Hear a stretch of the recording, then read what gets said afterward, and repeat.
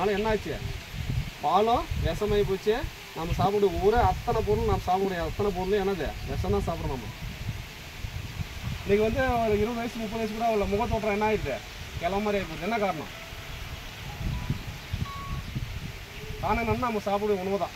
ஒன்று சீக்கிரம் பிறந்த குழந்தைங்க ஒரு 5 வயசு 10 வயசு ஆகணும்னா முடி நடிச்சு போய் காரணம் என்னது, நம்ம சாப்பிடக்கூடிய உணவுக்குடைய விஷம் தான் காரணம். அதுதான்.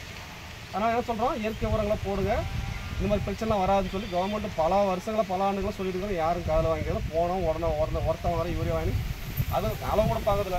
வாங்கி ஒரு மூட்டை கொட்ட வேண்டியது. அது அன்னைக்கு பண்ணோம், இன்னைக்கு பண்ணோம், நாளைக்கு கூட பசின்னு தெரியும். அதை வாங்கி சாப்பிட வேண்டியது. நமக்கு தான் எல்லாமே நம்ம தான் சாப்பிட்றோம்.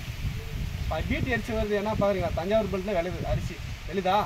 என்ன போடுறாங்க, நம்ம வந்து ஒரு மூட்டை உரம் போட்டோம்னா என்ன பண்ணுறாங்க, ஒரு லோடு போடுறாங்க. ஒரு ஏக்கருக்கு ஒரு லோடு. ஒரு டிராக்டர் எடுத்து போவாங்க, அப்படியே கொட்டி கலந்து மிக்ஸ் பண்ணி போடுவாங்க. வீட்டு அரிசியாக பேக் பண்ணி நமக்கு வருது. நவீன அரிசாலையில் போய்ட்டு பேக் பண்ணி அரிசியாக நமக்கு வருது. அதெல்லாம் வாங்கி சாப்பிட்டுக்கிறோம். நல்லா இருக்குது அரிசி சாப்பிட்றோம். எல்லாமே விஷம் தான். காய்கறி வாங்குற போய் ஃப்ரெஷ்ஷாக இருக்குது. நம்ம ஊரில் ஓட்டக்காய் கத்திரிக்காய் நம்ம கூறு கட்டி விற்பாங்க, அது யாரும் வாங்கி சாப்பிட மாட்டீங்க. நேராக போவீங்க மார்க்கெட்டில், காய்கறி ஃப்ரெஷ்ஷாக இருக்குது, பார்க்குறதுக்கு அழகாக இருக்குது, வாங்கி சாப்பிடுவோம். ஓட்ட கத்திரிக்காய் நம்ம ஊரில் விற்பாங்க, சாப்பிட மாட்டாங்க. என்ன காரணம்?